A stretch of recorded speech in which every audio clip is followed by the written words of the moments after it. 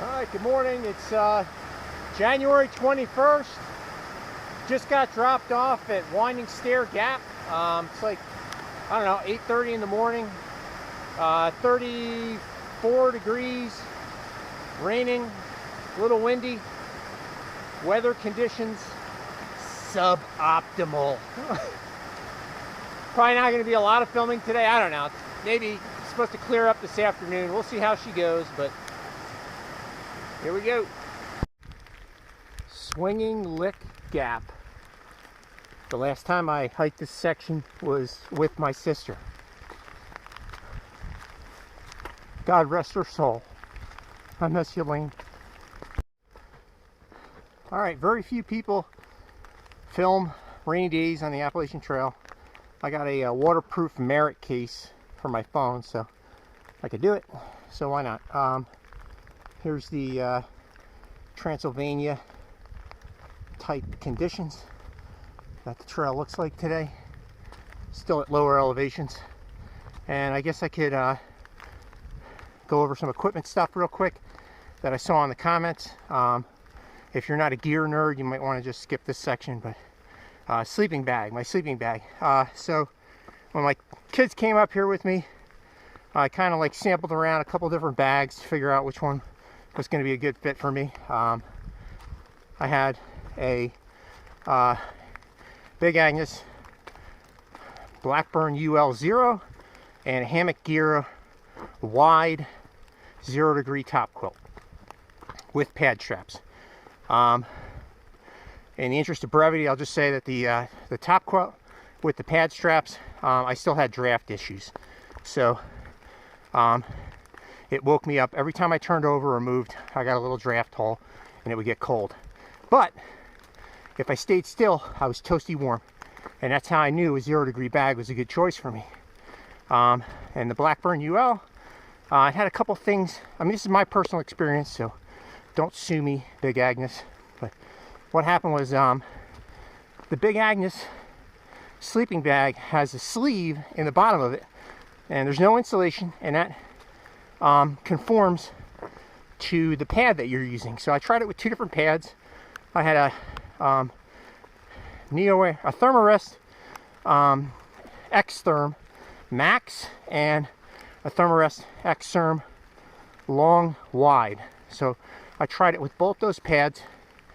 The problem was not under insulation or the insulation on the bottom of me. The problem was that the bag conforms to the shape of the pad. So that created a large column of air on either side of my, like basically from my waist down. There was huge dead space of air that my body just could not heat. So I would get cold.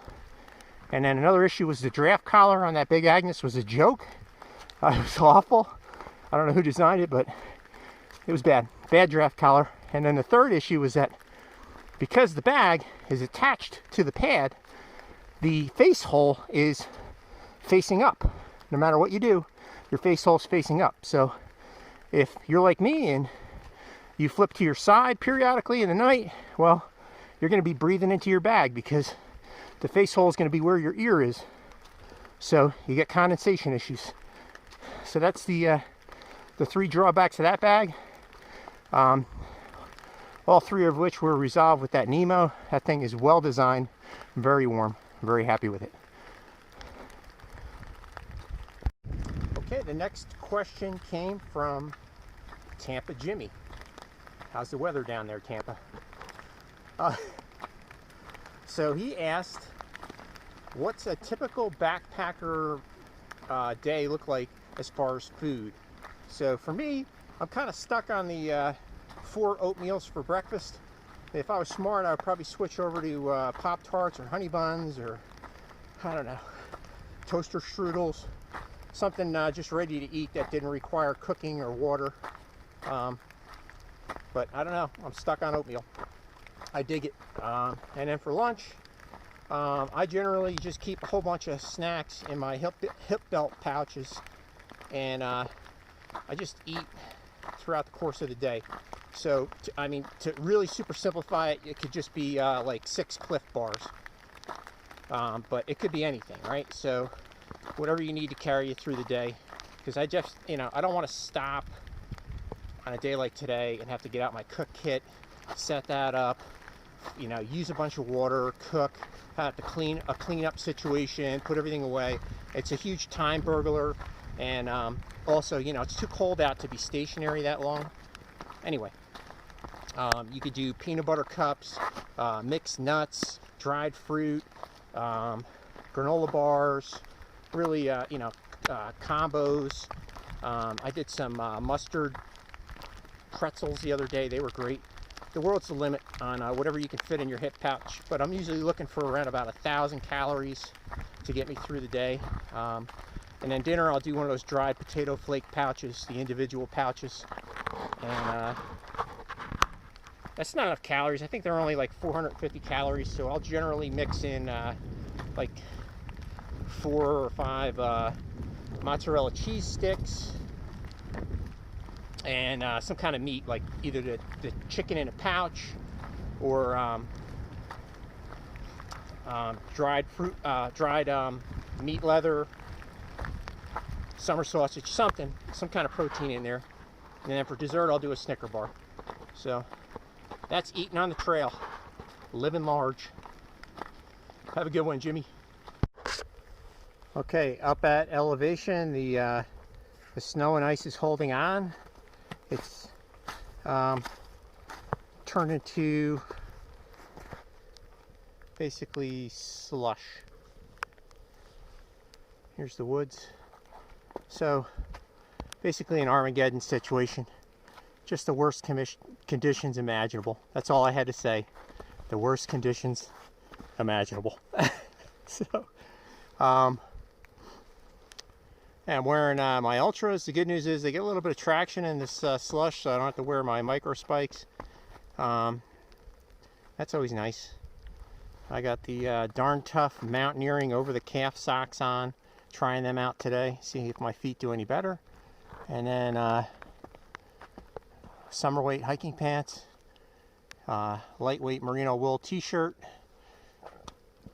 Visp windbreaker, I think it's called. I don't know, it's the Enlightened Equipment Copperfield windbreaker. And then my poncho and my Enlightened Equipment rain mitts. That's all I'm wearing. Toasty warm. It's actually like a steam room inside of the poncho. It has wet out a little bit, not because the it leaks or the water's getting through it. It's just condensation from my body. Can't escape fast enough. Even though I have my arms inside the poncho and I'm working my trekking poles, which creates kind of like a bellows action, this thing can't vent the moisture I'm putting off fast enough, so my upper body's a little damp, so I can't stay stationary for too long. But I am warm when I'm moving, very comfortable. Worst conditions imaginable. Little wind too, that's nice. All right, I'm at Snowboard Gap, and I'm not positive, but I think I might have hiked this with my wife. Like day hiked it last year. Pretty cool.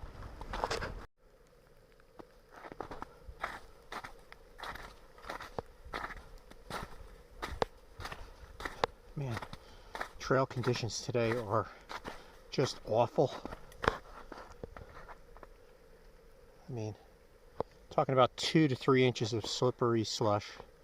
I've been fighting all day so far. It's wearing me out.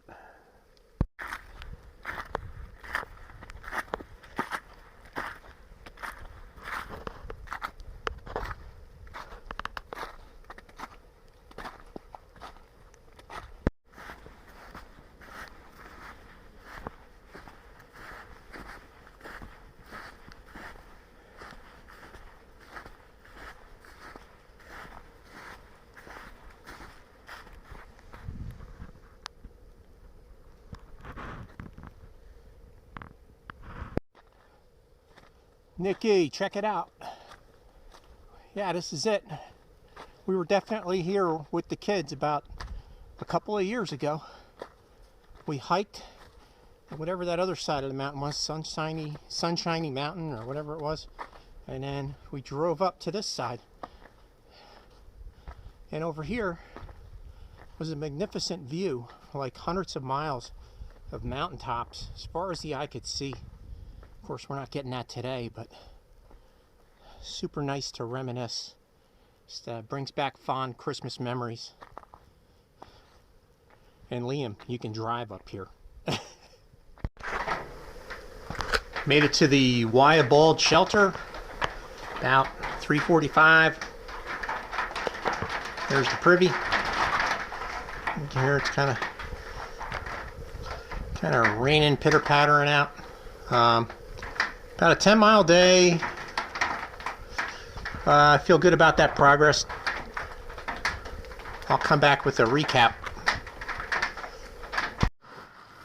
Alright, when I got to the shelter, I had to pretty much immediately strip out of my damp clothes and lay out my sleeping bag, get into that. So that's what I'm doing now. Pretty much wrapped for the day. I mean, this was my hardest day on trail yet. This was tough. It rained like, and I don't know if pitter patter till about 1. I mean, it's still kind of doing it now. Not enough to melt the snow, but just enough to turn the trail into like a slushy, slippery mess. So that took like all my mental energy, because you had to focus on every step, and then my physical energy, because you're basically like micro sliding, like 2 inches, 1 inch, every other step you're slipping. So that took a lot of energy, a lot of focus, just drained me over 10 miles. Today's like a 1-star day. I'm going to give today a thumbs down. I don't know what tomorrow's going to hold, but as far as the socks, the mountaineering over the calf darn tough socks, they're a winner. I mean, I think the over the calf feature helped to keep like my blood coming from my core warmer all the way down to my feet.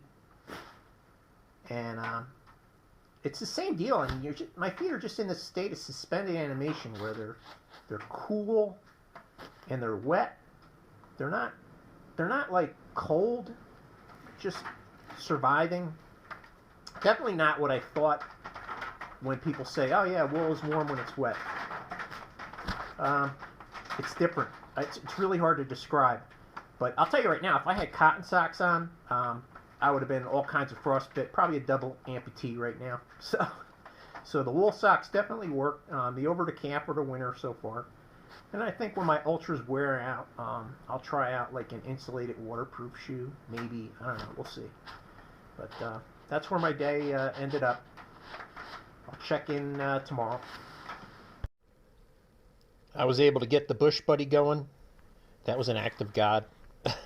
Cooked some dinner. I tried everything. I mean, I collected birch bark today. That failed. I used a sheet of paper from the Hiker Journal. That failed. Finally got it with a couple of feather sticks. So that's really sweet, because once you get that bed of coals on the bottom of that thing, you can throw a dead horse in there and it'll burn. It's not going out. So now I can dry out my pant legs and some other stuff. So that's good news.